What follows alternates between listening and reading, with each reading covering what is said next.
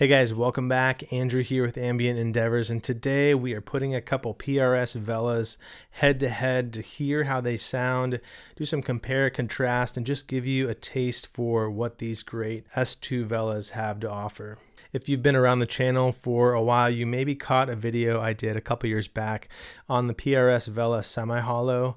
I got one in briefly and it was already moving on to its next owner by way of a trade, but I wanted to spend a little bit of time with it and just kind of get to know what the Vela was all about.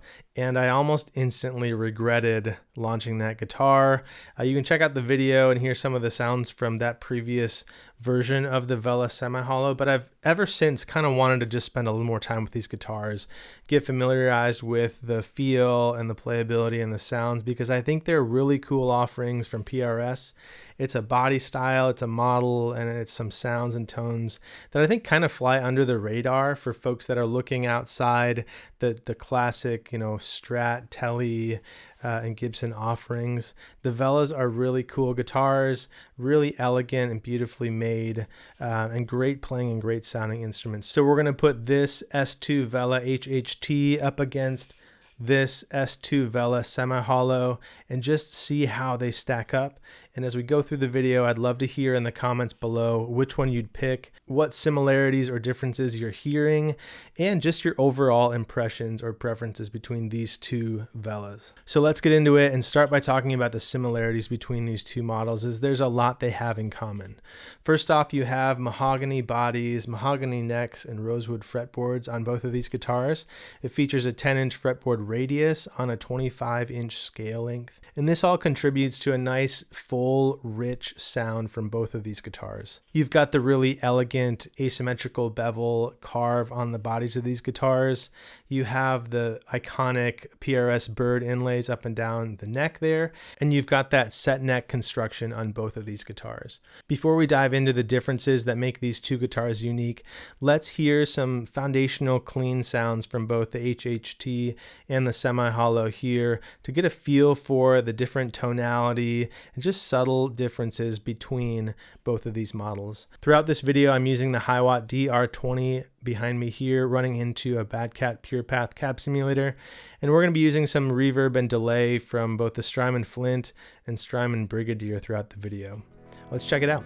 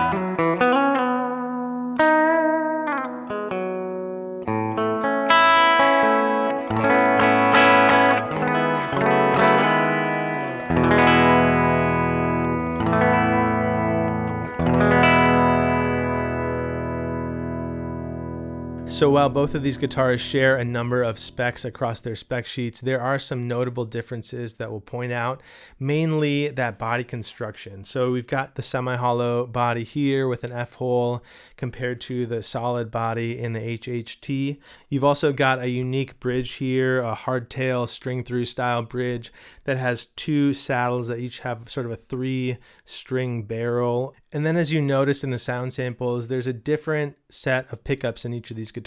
This semi-hollow has a narrow field pickup in the neck and a DS-01 humbucker in the bridge, while the HHT model has a pair of those DS-01 humbuckers. The narrow field is a slightly lower output, single coil leaning pickup that just gives a different flavor and response than those DS-01 humbuckers. And that paired with the semi-hollow body construction just gives this guitar a little bit different of a voice than that HHT.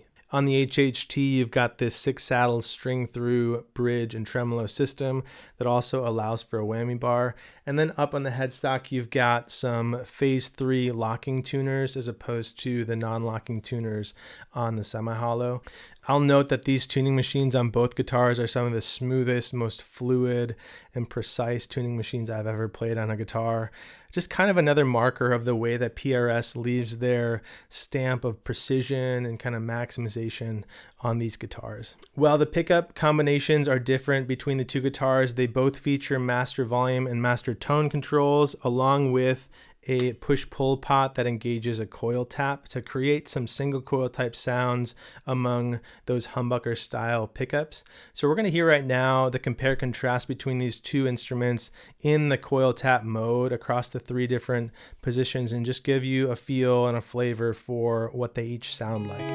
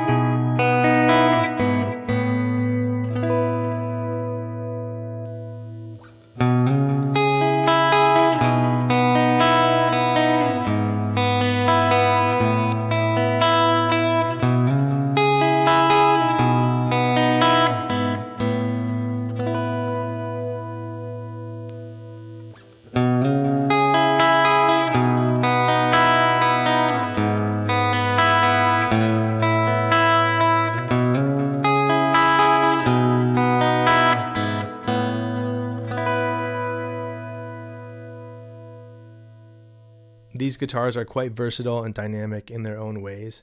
Having the 2 pickup setup here with that coil tap gives you a ton of different tones and sounds depending on what context you're in.